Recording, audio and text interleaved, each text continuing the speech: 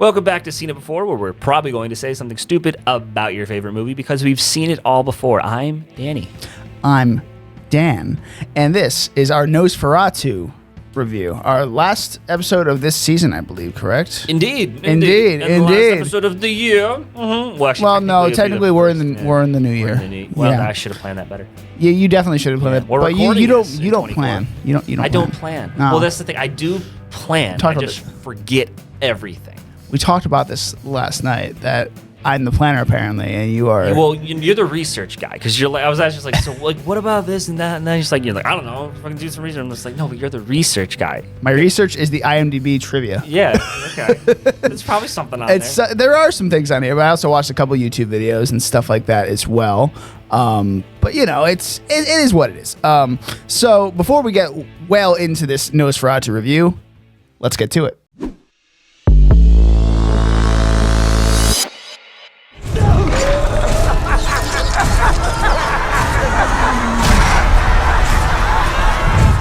All right, so Nosferatu. This movie was a gothic horror. Robert Eggers, the guy who did The Lighthouse, The Witch. Steve is opening his can of Monster right now. Probably can't hear. I know, it's great. I love. We got a new director today. Yeah, we got my brother directing today. It comes in with a Monster can. You got Oreos too. And Oreos and Monsters at 10 in the morning. I love it. I gotta stay awake somehow. I was saying I didn't have my coffee today, so.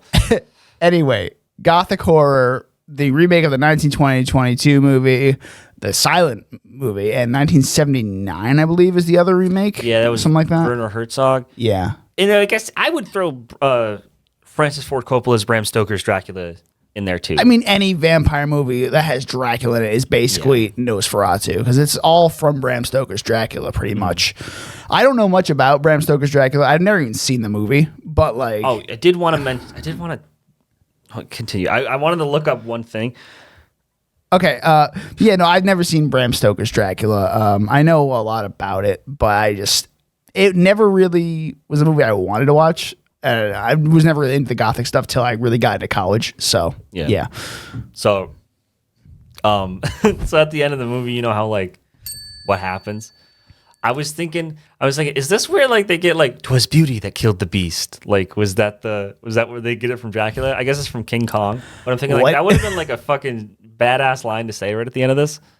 There could have been a lot of badass things to do with the end of this movie. But you know, we saw Bill Skarsgård. Well, yeah, that's what we wanted to talk about. Oh God. Bill Skarsgård hangs dong in this, but it's like a prosthetic. Prosthetic dong. Why? But the director gave it to Nicholas Hoult for some reason. Yeah, Robert Eggers, as a rap gift to Nicholas Hoult, he gave him Bill Skarsgård's prosthetic penis as Nosferatu. I was like, what? Yeah. What kind of rap gift is that? That's a weird thing to. But you know what? Whatever. Well, that's like a Jared Leto type thing to do. Yeah. I'm surprised it wasn't wrapped in a condom. Oh God, that's his whole thing. That's Suicide Squad. That's Suicide Squad. I don't know. I don't think I've ever heard anything else weirder than that. That was he's got some weird shit going on. He's got a cult, so. And he's in He-Man now. So yeah. Oh, we didn't give our spoiler-free reviews. We haven't had a new movie in a long time. Yeah. Our compliment sandwiches. Wow, this is my first compliment sandwich that I don't have planned out. Okay, so one good thing about Nosferatu, it's a different kind of horror. Like gothic horror is a different kind of horror. It's like eerie and creepy and not necessarily just scary. It's like real world scary. And I don't know, I kind of like that vibe. One bad thing about this movie, I wish we had more Willem Dafoe. I wish we saw more of him in this movie. Like he's in a good amount in the second half, but like he doesn't show up till maybe the midpoint of the movie. Right. And one other good thing to close it out. Lily Rose Depp. She killed it. With her acting performance was something. That's all I'm going to say without spoilers. It was something. Okay. I'd say, okay, so my compliment sandwiches, adding on to that, Lily Rose Depp, she gave it her all. That's a great thing. But also my bad thing is that Lily Rose Depp, she gave it her all. It was very distracting. Her doing like those twitching. Because it at a certain point it just took me out of it. I'm just like, it must have been so awkward and weird to film this. But I do love the atmosphere. Like the atmosphere of this whole movie is like what I've been kind of missing in like a lot of these stories. Like we have like the kind of reimagining of the monster universe with Lee Winnell's doing with Wolfman and Invisible Man. But now, but like Bram Stoker's Dracula, that was like, it didn't seem like dark and like terrifying. Like this one definitely was going for it, and I think it nailed the atmosphere of it. So, yeah. All right, now into the spoilers from here on out. Are you gonna do the wee woo that we used to do? Wee woo. Not that wee woo. Wee woo. Oh God. All right. So yeah, let's start with it. Lily Rose Depp. Let's just start with her right off the rip. Yeah, so she's like, she looks a lot like Natalie Portman. Holy fuck. Really? Bro, are you kidding? She looks like Natalie Portman in Star Wars. Like 100% episode 1, that is Natalie Portman. I was thinking it the whole entire movie. Huh. The whole I didn't think about entire that movie. once. I don't know why I thought of it, but I was like, I thought she was. So a while ago, I remember bringing up that we were talking. I think it was Deadpool and Wolverine, where we were talking about how Emma Corrin was bald in that one. Mm-hmm. And Speaking of Emma Corrin, she's in this movie as well. Yeah, so I was thinking, oh, was she the bald chick in Nosferatu? I guess it was Lily Rose Depp in the poster, but the way her hair blended in with the background, I thought she was bald in that promo. You're not the only one that thought that. Wait a minute. But anyway, what were you saying? She looks like Natalie Portman. I don't know about that. What do you mean? Oh, you know what? I Fine. think she looks like Lily Rose Depp. We're gonna have to put up a side by side in this. Her somewhere in the cheekbones are editing. too defined. You see those cheekbones? I guess, but you know. Like, Well, yeah, she's got her the father's sad eyes. cheekbones for sure, but the sad eyes and the high cheekbones. That's her thing. yeah, I guess so. Anyway, Nosferatu.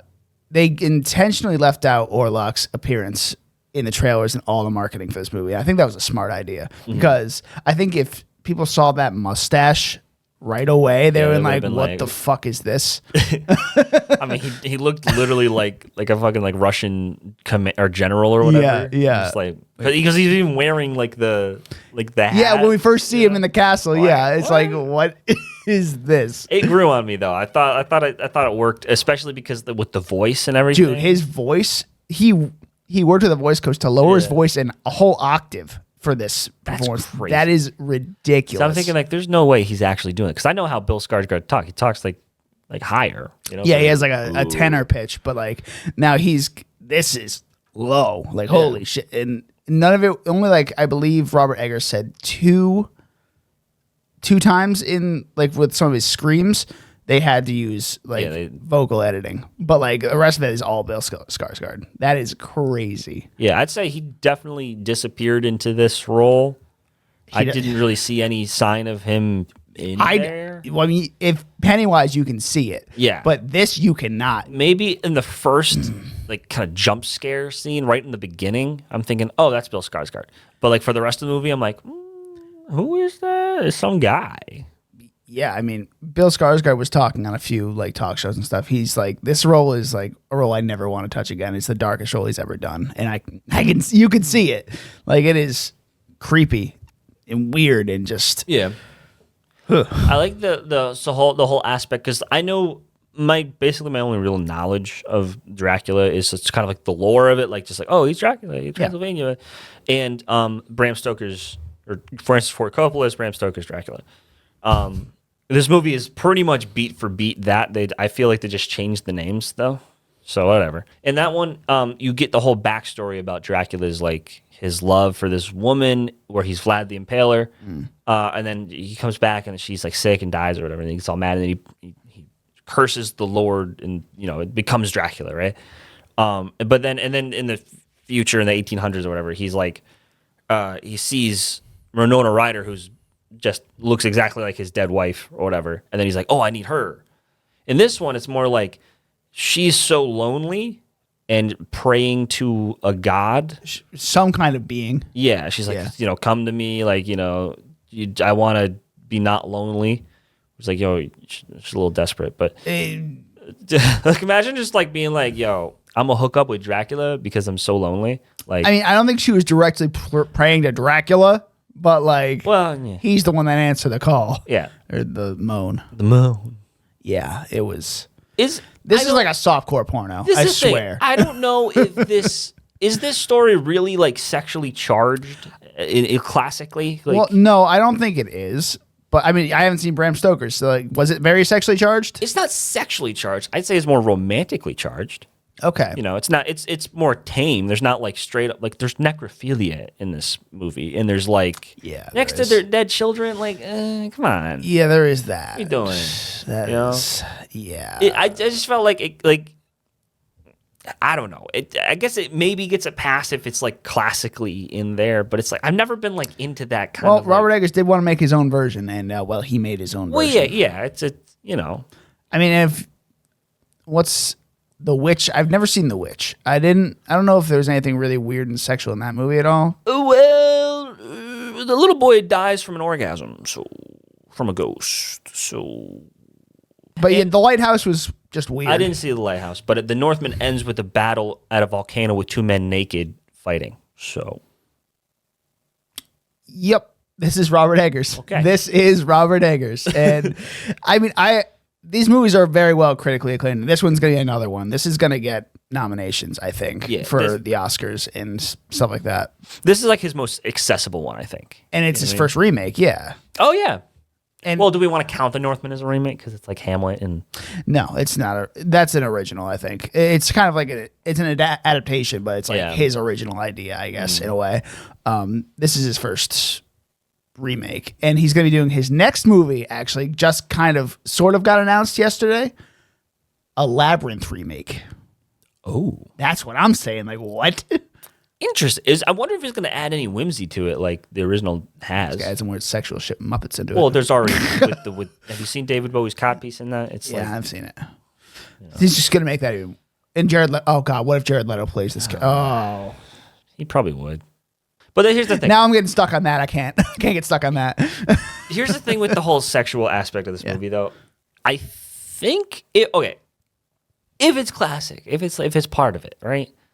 I think it would work better if, like, because in society, I feel like we've just kind of all been like, not desensitized, but like, you know, freed of like this whole taboo nature of sex. Yeah. Like there's like it's pretty common. Like there's sex pretty much everywhere, right? And so it's not like, so I feel like they either have to like up the ante with how shocking it is, like with necrophilia, but also it's just like characters do things in a sexual manner that like I just don't buy.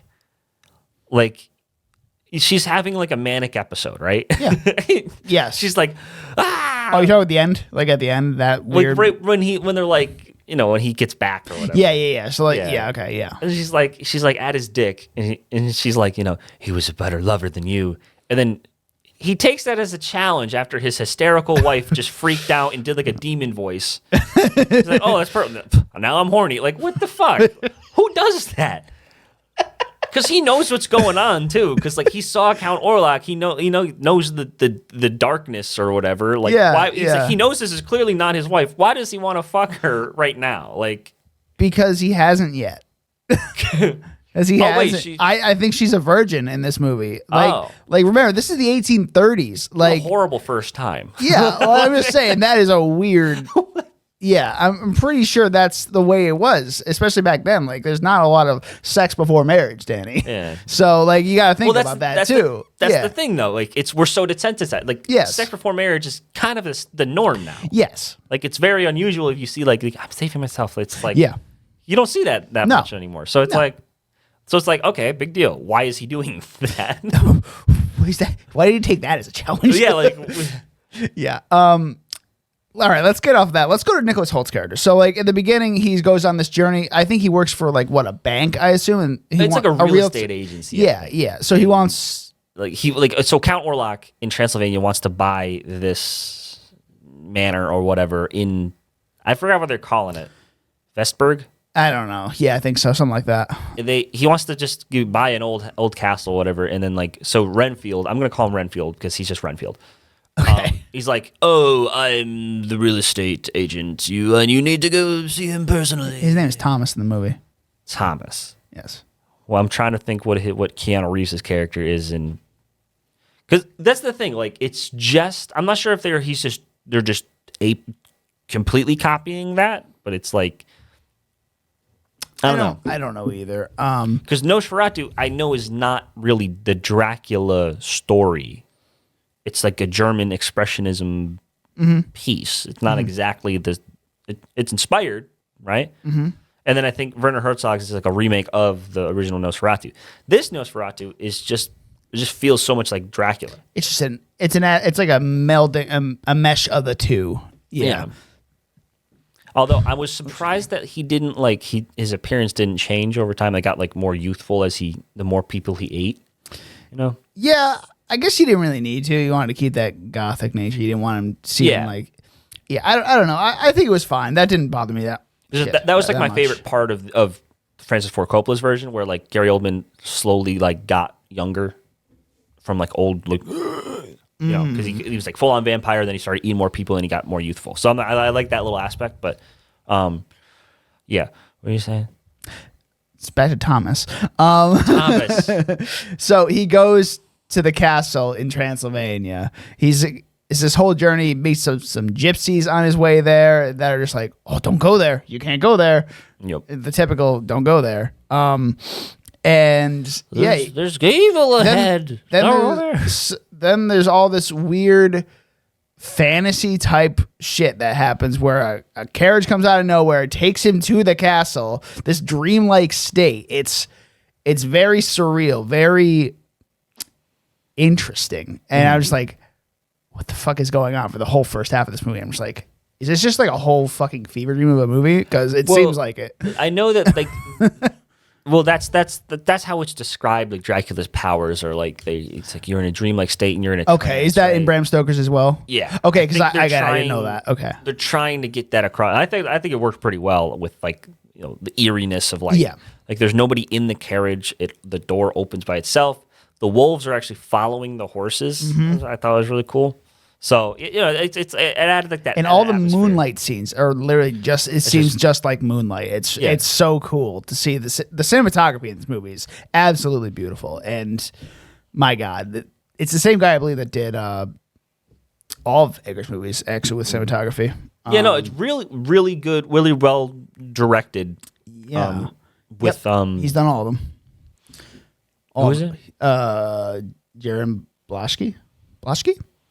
Sure. Yeah. Jaron Blaschke. I think in the morning, like one morning scene, or I think when Nicholas Holt's trying to run away, like the second or third time. Oh, yeah. You can see the saturation just go away or something. Oh, I didn't see that. I remember him kind of running and it's like, because inside I'm like, I could definitely see like the orange of like the flames and stuff. Oh, yeah, like when he sees the coffin for the first time. Is that what you're talking about? That whole think scene? So. Yeah. Because it just, I could see it happening. It was really cool. Yeah, there's a lot of these camera movements where the camera's panning and turning in a circle, and you don't know what's coming next. And that's a good way to do horror, especially because at some points you are going to get a jump scare. But we only got one of those, I believe, when those camera things were, when those movies were going. And I saw it coming. It was just, you're talking about like when when Lily Rose Depp comes out of nowhere, Which, and I'm glad they didn't do like some stupid like sound effect, you know? Yeah, no, it was just kind of like, hey, what are you doing? Yeah, no, this was a very well-made movie. This guy knows what's going on. He knows what's up, you know? Yeah. All right. So anyway, back off the technical stuff. So Thomas... Nicholas Hoult performance was really good, too. He also was very good in Juror Number 2, which I did see already. Yeah, what do you think?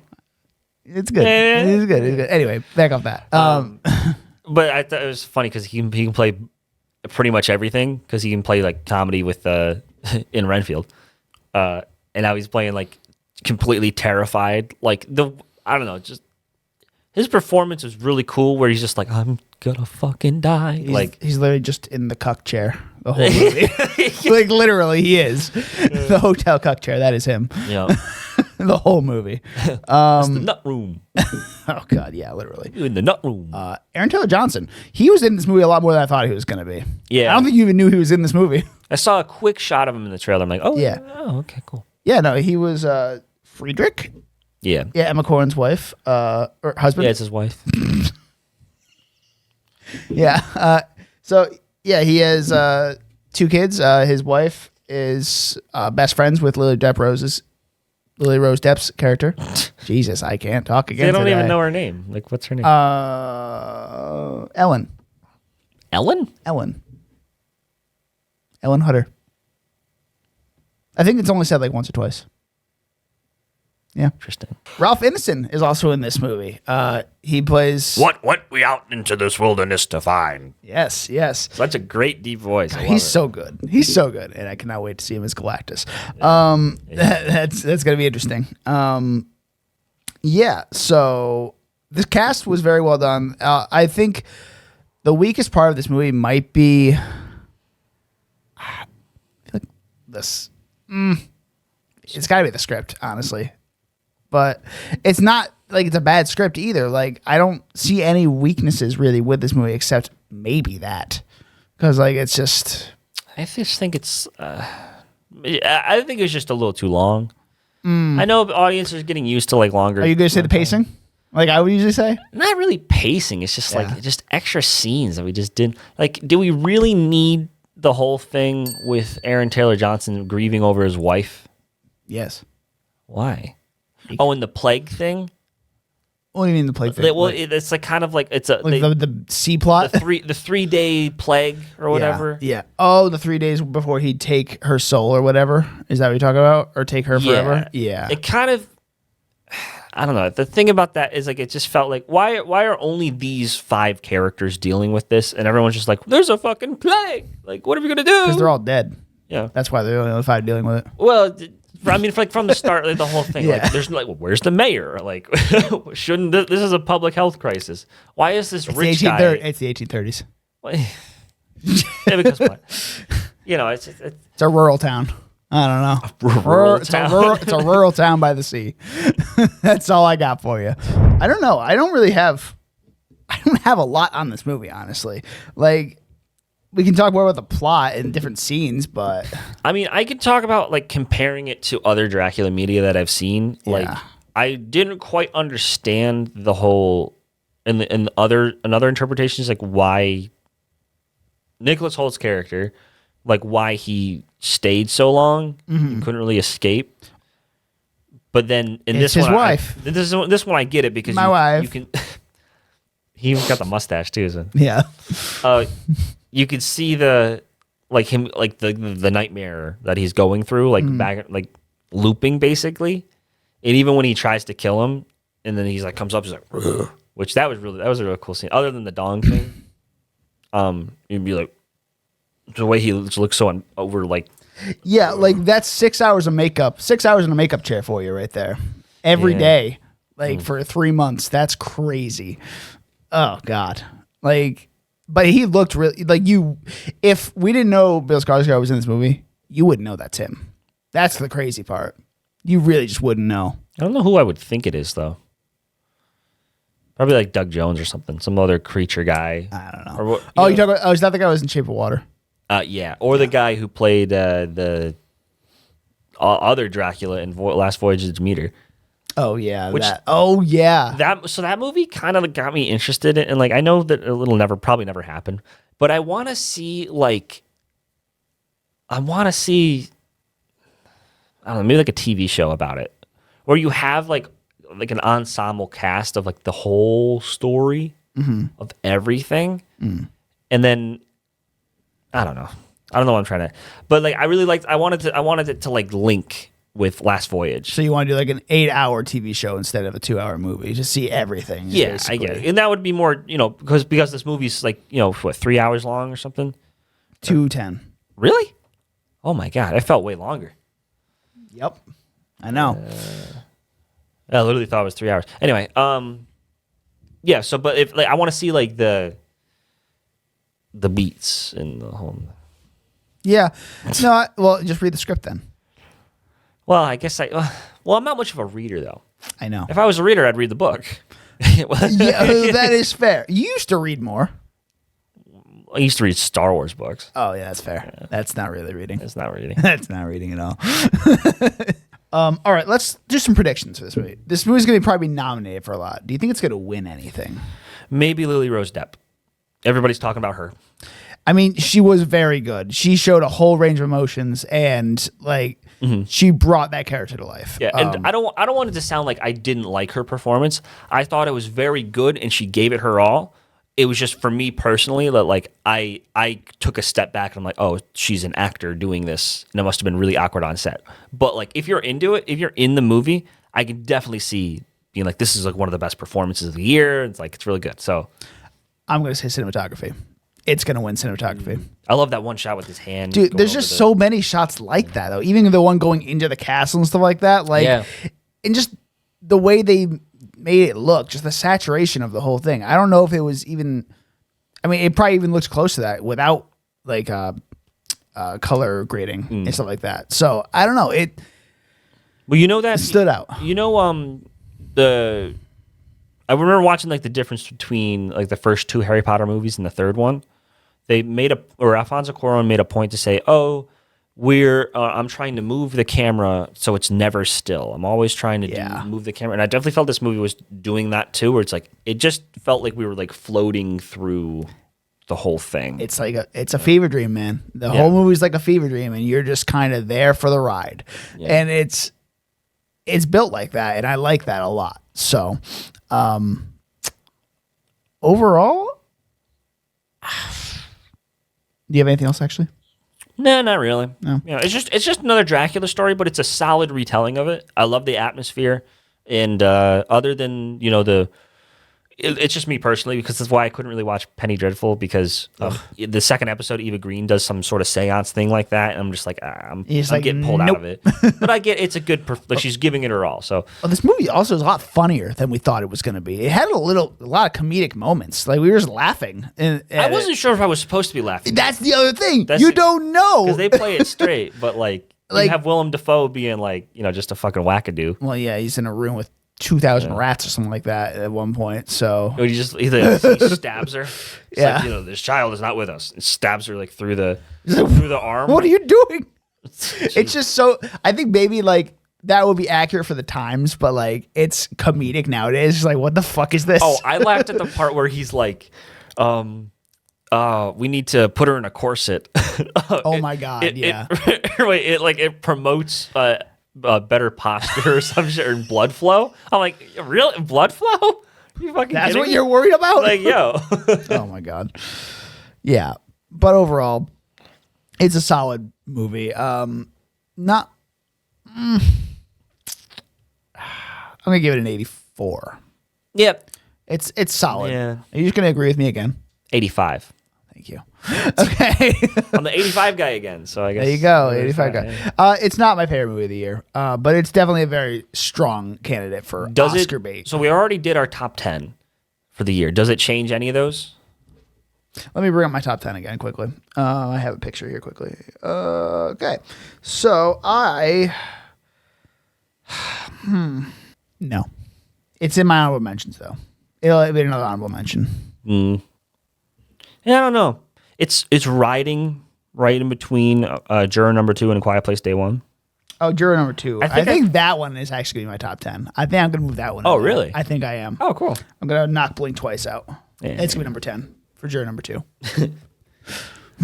Yeah, so yeah. I think it's got the same kind of, I guess, thing with Juror Number 2, where it's like, where Juror Number 2 it had the good subject material, but it didn't have the atmosphere. This movie has the atmosphere, but then there's just a lot of extra stuff that kind of, like the small things that kind of knock it down.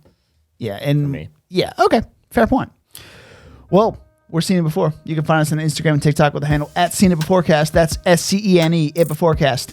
And you can find me on Letterboxd with DonutMan96. I'm Danny. You can find me at Instagram at Danny_Was, my Letterboxd is serialized at DJ Was, or my YouTube channel, which is just Danny Was. And as we said in our roundup episode, we're probably not going to have too many regular episodes on this channel for the next few months because we're both got different schedules going on. But we're going to try to get some older movies out of the way that we haven't done on this podcast before. So we're still going to do our Mission Impossible rewatch. We're doing a lot of Duel of the Debates too. We're going to try to have 3 of those a month, or try. Try. Yeah. We're shooting another one soon, so that'll be fun. Yes, indeed. But yeah, so we hope you all have had a great new year, a great holiday season, and we look forward to seeing you guys in the near future. Until then, see you next time.